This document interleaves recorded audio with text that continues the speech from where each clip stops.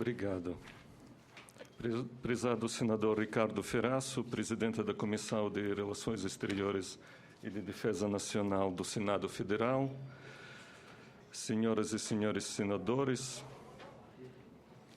convidados, em primeiro lugar, queria agradecer ao senador Ricardo Ferraço, em nome do meu governo, em nome da numerosa comunidade ucraniana no Brasil, que representa mais de 500 mil brasileiros da origem ucraniana, pela sua iniciativa de convocar essa audiência pública e pela possibilidade de expor ante os distinguidos membros dessa casa e a população brasileira a posição do meu governo referente à situação da República Autônoma da Crimeia e também sobre a agressão brutal contra o nosso país por parte da Federação da Rússia. Desde o fim de novembro do ano passado, o mundo, e acredito que o Brasil também, acompanham com apreensão o desenvolvimento da situação na Ucrânia. Primeiro foram protestos pacíficos na maioria dos jovens a favor da integração da Ucrânia na União Europeia, que após seu espancamento violento converteram-se nos protestos em massa em todo o país contra a corrupção, a favor dos valores, direitos e liberdades humanas. Muitos agora chamam esse movimento, esse acontecimento, como a Revolução da Dignidade. A população exigia o cumprimento de promessas de integração do nosso país à comunidade europeia, com as quais o então presidente Yanukovych foi eleito no ano 2010 e a que foi declarado como a meta principal do seu governo. Lamentavelmente, o senhor Yanukovych decidiu usar força contra o seu povo, provocando os confrontos e causando a morte de centenas de pessoas. Os confrontos mais violentos aconteceram entre os dias 18 e 20 de fevereiro desse ano, durante os quais morreram mais de 100 pessoas e outras centenas ficaram feridas. Depois, as negociações com a mediação da comunidade internacional, na presença dos chanceleres da Alemanha, França e Grã-Bretanha, no dia 21 de fevereiro de 2014, foi logrado o acordo para solucionar a crise política. Também estava presente o representante do presidente da Federação da Rússia, senhor Lukin, como enviado especial. Foi previsto a volta para a Constituição do ano 2004, nesse acordo que conseguiram assinar a oposição ucraniana e o presidente Yanukovych, transformando a Ucrânia de um Estado presidencial parlamentar a um Estado parlamentar presidencial, assim como a convocação das eleições presidenciais antecipadas. Mas após assinar esse acordo, que não foi assinado pelo representante do presidente Putin, ele se recusou a assinar esse acordo. O então presidente Yanukovych desistiu de cumpri-lo e fugiu do país, desistindo também dessa forma das suas funções de chefe do Estado. Nessas consequências, em conformidade com a Constituição, o Parlamento da Ucrânia tornou-se um órgão legítimo do poder. O então presidente do Parlamento ucraniano, o senhor Volodymyr Rybak, pediu demissão e os parlamentares elegeram o senhor deputado Alexander Tuchinov como novo presidente do Parlamento da Ucrânia. Como exercício em conformidade com a Constituição, a partir do dia 23 de fevereiro, das funções de presidente interino da Ucrânia, até a divulgação dos resultados das eleições presidenciais, que serão realizadas no dia 25 de maio desse ano. No dia 27 de fevereiro, o presidente interino da Ucrânia anunciou a criação de uma nova coalizão das bancadas parlamentares, Escolha Europeia, formada pelos 250 deputados. Entre eles, também, muitos deputados que abandonaram a bancada do Partido das Regiões, mais de 70 deputados, e se juntaram a essa nova coalizão pró-europeia. E o Parlamento aprovou o Sr. Arseniy Yatsenyuk como primeiro-ministro da Ucrânia, a composição do novo governo ucraniano e o programa do governo. Cabe sublinhar que o então partido governista, o Partido das Regiões, anunciou sua decisão de tornar-se oposição e não participar no novo governo da transição. Quero especialmente sublinhar para os que acham que em Kiev aconteceu o golpe militar, a tese que é muito usada pela propaganda do nosso vizinho. O Parlamento da Ucrânia é o órgão superior legislativo eleito democraticamente no ano 2012. Não foi derrubado pelos manifestantes. E sendo o único órgão legítimo após a fugida do então presidente Viktor Yanukovych, assumiu a responsabilidade política sobre o destino do Estado. Infelizmente, nessas condições complexas, o país vizinho ativou a ingerência nos assuntos internos do nosso Estado e começou a intervenção militar no nosso território, capturando os órgãos administrativos, objetos da infraestrutura, unidades das Forças Armadas da Ucrânia na Península da Crimeia, estabelecendo lá o seu governo fantoche, afastando o antigo primeiro-ministro, nomeado pelo Sr. Yanukovych, e colocando o novo primeiro-ministro fantoche com antecedentes criminais. O assim chamado referendo na Crimeia, realizado no dia 16 de março de 2014 sobre as alças de fuzis russos, o que foi uma farsa política orquestrada e financiada pela Federação da Rússia, esta farsa carente de legitimidade política foi conduzida em violação das leis internacionais fundamentais, sem dizer que a Constituição da Ucrânia não permita a unidade administrativa territorial, como é a República Autônoma da Crimeia, realizar os referendos dessa escala. Já no dia 17 de março de 2014, a composição ilegítima do Parlamento da República Autônoma aprovou a resolução sobre a independência da Crimeia. É importante enfatizar que o Parlamento da Crimeia, ao tomar a decisão sobre o referendo da Crimeia, em dia 6 de março desse ano, violou o princípio constitucional da integridade territorial do meu país e superou as suas competências estabelecidas pela Constituição da Ucrânia. Esta violação da lei foi claramente estabelecida pelo Tribunal Constitucional da Ucrânia, que no seu ato de 14 de março desse ano reconheceu a decisão mencionada como inconstitucional. Levando em conta a decisão do Tribunal Constitucional da Ucrânia, o Parlamento da Ucrânia, no dia 15 de março, aprovou a resolução de dissolver o Parlamento da Crimeia, o que resultou na perda de qualquer legitimidade desse último.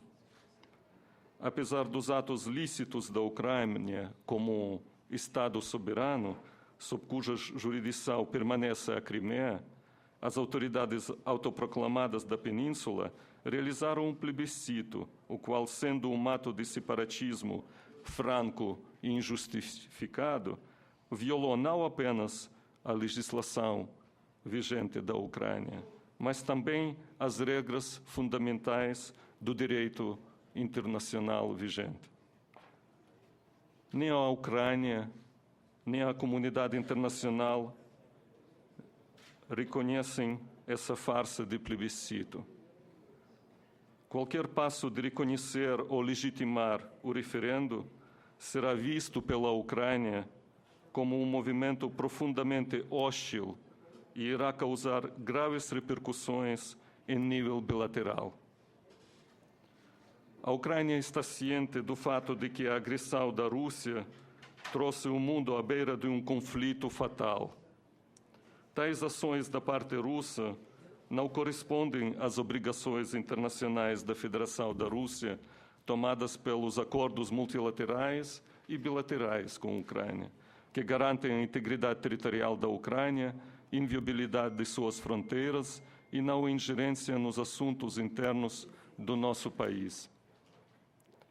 O reconhecimento pela Rússia da autoproclamada República da Crimeia tinha apenas um objetivo: criar condições pseudo-jurídicas para a anexação do território da Ucrânia e sua incorporação à Federação da Rússia. No entanto, o significado jurídico desse ato, em termos da agressão militar da Rússia contra a Ucrânia e a ocupação militar russa da Península da Crimeia, é nulo. O direito internacional contemporâneo não reconhece a anexação forçada do território do outro Estado como um método legítimo de sua aquisição. Há indícios muito claros, com presença de mais de 150.000 tropas militares na fronteira leste da Ucrânia com a Rússia, com presença das tropas russas na fronteira da Bielorrússia com a Ucrânia, que a Rússia está a caminho para desencadear uma intervenção militar de grande porte no leste e no sul da Ucrânia. Moscou está usando sua vantagem incomparável em força militar e seu estatuto nuclear, violando as garantias dadas à Ucrânia no ano 1994, pelo Memorando de Budapeste, que garantiu a nossa independência, soberania e integridade territorial em troca de entrega de mais de 300 ogivas nucleares, o terceiro maior arsenal nuclear no mundo, que foi devolvido à Federação Russa. Assim como violando o Tratado Bilateral de Amizade e Cooperação, assinado em 1997 entre a Rússia e a Ucrânia. Há relatos confirmados de que os cidadãos russos participaram em ataques aos edifícios públicos no leste da Ucrânia. O mundo e o Brasil devem ajudar a Ucrânia a enfrentar essa agressão flagrante. Pedimos às nações do mundo e ao Brasil que não fiquem em silêncio e distanciem-se deste ato de agressão. A Ucrânia, desde o início, desde 21 de fevereiro, desde o início da agressão do nosso vizinho, estava procurando o diálogo, negociações, lembrando o Estatuto das Nações Unidas, que todas as disputas, os conflitos, devem ser resolvidos de maneira pacífica. A Ucrânia está pronta para dialogar, está pronta para envolver negociadores internacionais. Nós somos povo de paz. Nós queremos que nos deixem em paz, para que aqueles que caíram no Maidan durante 3 meses de protestos durante o inverno ucraniano, que essas pessoas que pereceram lá, que a causa deles não foi em vão. Nós queremos que nos deixem construir o nosso Estado mais justo, mais democrático, sendo a Ucrânia um país multicultural, multiconfessional, multiétnico. Mais de 100 etnias estão convivendo com ucranianos e ucranianos estão convivendo aqui. Assim como a comunidade ucraniana no sul do Brasil está convivendo perfeitamente há mais de 120 anos com representantes das outras etnias. Nós só queremos que nos deixem em paz construir o nosso Estado, fazer a nossa escolha. Mas há uma coisa de que a Ucrânia nunca está pronta de abrir a mão, a ceder à agressão. Nós nunca iremos ceder e comprometer a nossa soberania. Nós apelamos ao mundo e ao Brasil a apoiar-nos nisso, em suas palavras e em suas ações. Ninguém está pedindo ao Brasil comprando a briga por causa da Ucrânia. Mas também queríamos que o nosso parceiro estratégico não fique em cima do muro. Parceiro estratégico, membro da ONU, o país que pretende ocupar o lugar no Conselho da Segurança da ONU. O governo da Ucrânia apelou ao governo brasileiro e ao Brasil, como parceiro estratégico e membro das Nações Unidas, de juntar-se à comunidade internacional para apoiar a nossa independência, soberania e integridade territorial, no contexto das ações agressivas da Federação da Rússia contra o meu país. Isso foi apoiado plenamente pela comunidade ucraniana, que, em nome de 500 mil de brasileiros descendentes de ucranianos, ainda no começo desse mês, de março, apelou à senhora presidente do Brasil, Dilma Rousseff, para que se pronuncie contra a intervenção da Rússia na Ucrânia e realize todos os esforços diplomáticos para evitá-la. Ontem, representantes da comunidade ucraniana foram ouvidos na Câmara dos Deputados em uma audiência pública. A minha esposa, a senhora embaixatriz Fabiana Tranenka, que é brasileira, cidadã brasileira, que é curitibana, que também é representante dessa comunidade, apelou aos vossos colegas, senhoras e senhores senadores, na Comissão das Relações Exteriores e Defesa Nacional da Câmara dos Deputados, pedindo apoio, pedindo apoiar valores, porque nós não falamos da Ucrânia, falamos dos princípios, como pacta sunt servanda, os acordos devem ser cumpridos. Ou eles ficam simplesmente o papel, o Estatuto das Nações Unidas, o Memorando do Budapeste, o Acordo Bilateral de Amizade e Cooperação entre a Rússia e a Ucrânia, o Acordo sobre a Permanência da Frota da Federação Russa na cidade de Sevastopol.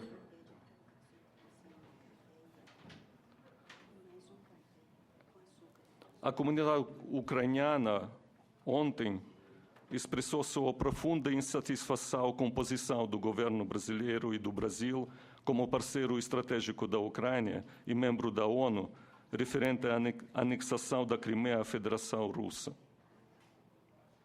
Cabe mencionar que a Ucrânia está recebendo o apoio da comunidade internacional, inclusive dos países da América Latina, Argentina, México, Panamá, Costa Rica, Comunidade Caribenha, CARICOM, já se pronunciaram a favor da independência, soberania e integridade territorial do meu país. Senhor Presidente, eu termino aqui para dar mais espaço às perguntas e respostas. Muito obrigado.